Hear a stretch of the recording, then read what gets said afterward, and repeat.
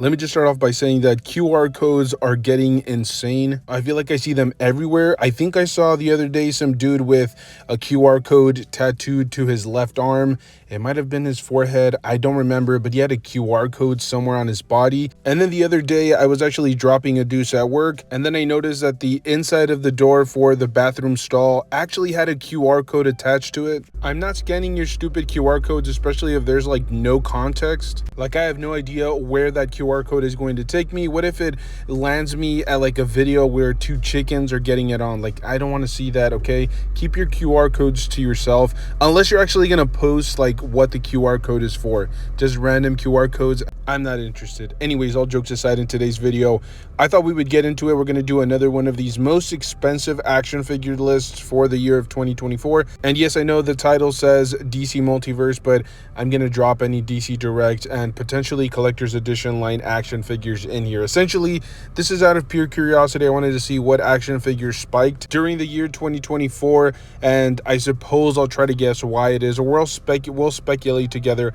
as to why some of these figures have gained so much value. What's interesting is usually McFarlane does a pretty good job of having most of his action figures widely available, whether they're from the Spawn universe or the DC Multiverse. So it's kind of interesting that he actually has a list where some of his figures did get to astronomically high price points, and I think that's what's most interesting about the lines from McFarlane. Now, if you guys are interested in having this exact same formula copy and pasted for the Marvel Legends universe, I did make a list where I talked about the most expensive Marvel Legends action figures for the year of 2024. I'll throw up a screenshot of the title, the thumbnail, and then I might throw it up in the description. So if you guys want to check that out, you guys can do so. I do plan on making more videos, maybe one for NECA, maybe one for Mafek, some imported figures in there. I just wanted to see what was spiking, what was kind of like catching the attention of the consumers as a whole for the year of 2024. Without further ado, let's get straight into today's video. The first figure actually caught me quite off guard. I didn't even pay attention to this particular figure, and I'm not even sure if I've ever seen him in person, but we're taking a look at the Shazam from the Dawn of DC Page Punchers line. And yes, I should clarify, this is from the Page Punchers line, which is usually a line from, or a subline from McFarlane that rarely sells out, but this one did fly off the shelves. If you guys are interested in actually picking this one up, you're looking at about like mid 50s. I have seen some for a little bit lower, but I wouldn't trust those sellers. You know, from anybody that had at least semi-decent ratings, you're looking to pay about like low to mid 50s. The figure doesn't even come with any crazy accessories. And as far as I'm concerned, the comic book that's included with this particular character or this figure isn't really like well known, or it's not coveted. So I'm not sure exactly why it is that this figure is on today's list, but it is. And I think one of the major reasons maybe McFarlane assumed that this particular character just wasn't going to sell well, maybe based on previous iterations of Shazam, but I'm assuming that people really liked the body mold. Maybe they like the aesthetic of this particular Shazam action figure, coupled with the fact that maybe he just didn't mass produce these or didn't make enough. What's interesting is it's also not a part of that build-a-figure wave that he likes to release. That means that he doesn't have to make as many of these compared to the other figures for this particular wave. Like maybe whatever other figures were released alongside of Shazam probably had a higher production number just because maybe they were like more marquee characters. Regardless, very interesting to see this on today's list, and I'm very curious to see how the Page Punchers line continues to shape up. I've always speculated on whether they're going to include like comic books that are like spec worthy maybe in the foreseeable future, and these comic books could have potential long-term value. Some of these could have exclusive covers that are only for the Page Punchers line from McFarlane, and they could in the foreseeable future start to accumulate value. Maybe they have a very low print run, or because a lot of these were picked up by, you know, younger collectors, maybe they didn't take very good care of these comic books, so it'll be harder and harder to find these like in really good grade. But only time will tell what exactly happens with this Page Punchers line. However, if you are interested in this particular figure, it is climbing up there in value, and I feel like it's definitely for very good reason. Next up, we have that digital wave from McFarlane featuring Green Lantern, or I should say Hal Jordan, as the Green Lantern, and this is based on his appearances during the Silver Age, so it's definitely a much more classic representation of this character. The original retail price for this figure was supposed to be $25. I'm assuming a lot of people shied away from this wave just because of the digital factor.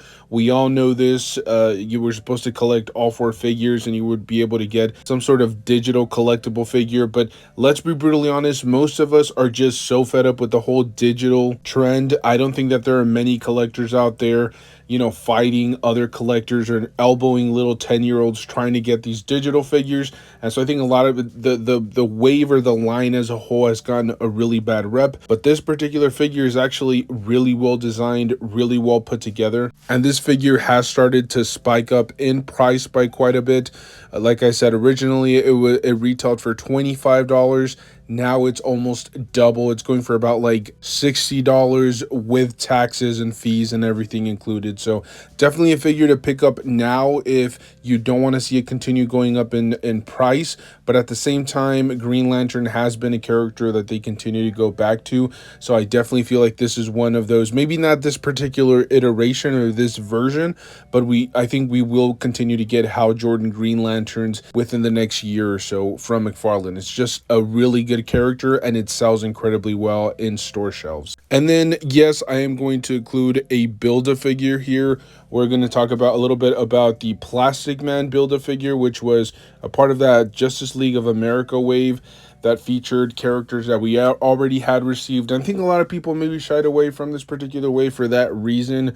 It was another Superman, it was another Batman, and people were just a little bit, I think, fatigued on the same characters, and maybe a lot of people just decided to not pick it up. And now I think people are going back and definitely regretting that choice, because it feels like this is going to be the only way to get a Plastic Man. I still feel like there's a slight chance that in the foreseeable future we get a deluxe version of Plastic Man, especially considering we get like multiple different versions of even deluxe figures.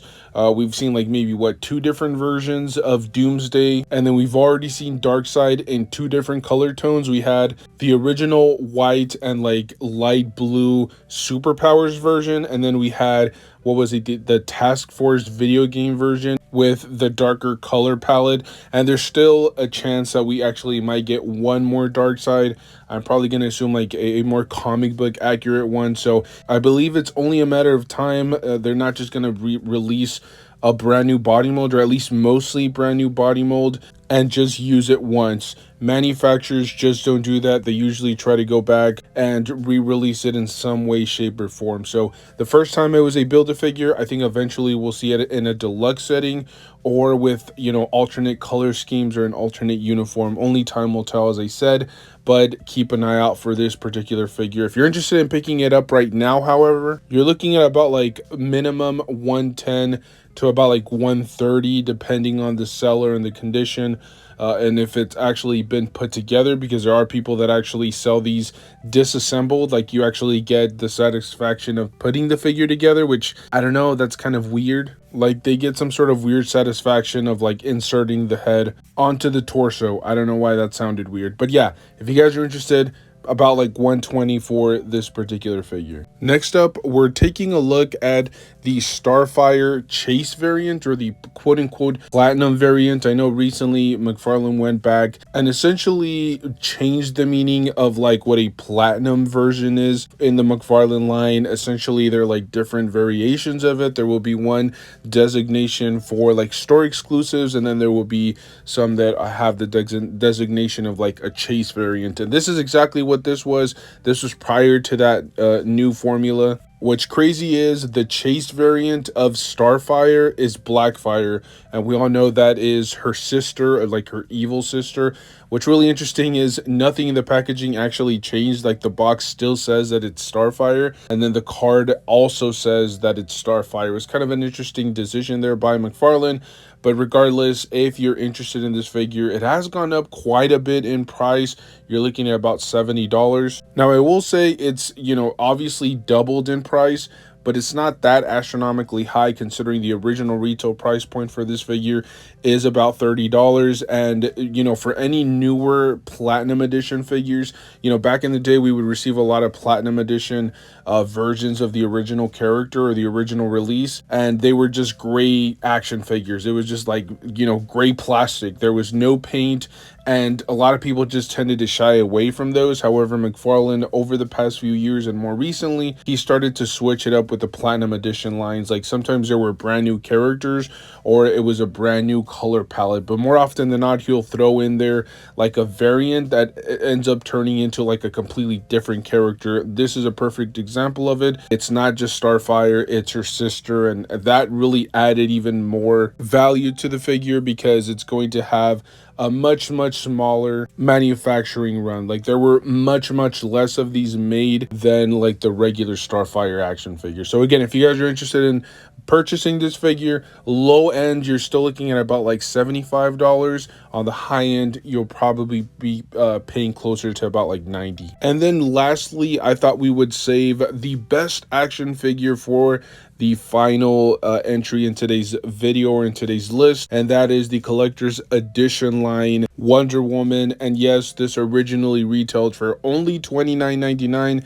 It came with a plethora of different accessories, great articulation all around, and it was just a phenomenal looking figure. I think the variant of it had like a slightly different color palette for the uniform, but overall this was an incredibly difficult figure to find. This was one of those miscalculations from McFarlane where he thought because it's a female character it's probably not going to sell as well, but this ended up being probably the hottest character of 2024 for McFarlane. If you're looking for one of these like brand new mint condition unopened, bare minimum with taxes, you're probably paying somewhere along the lines of like 150 to 155. On the higher end you'll probably be paying about like 170.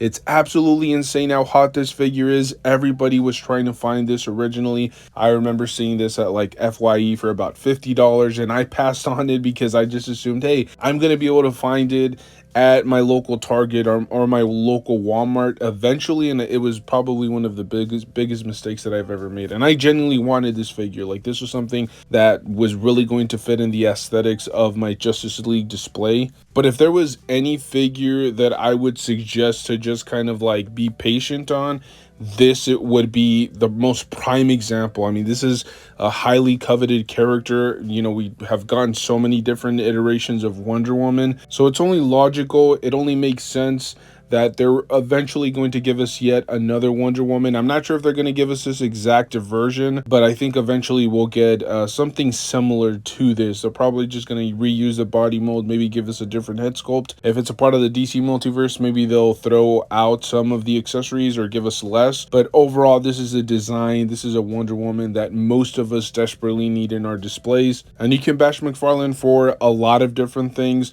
like maybe not being as connected with his consumer base or being one of the rudest creators out there.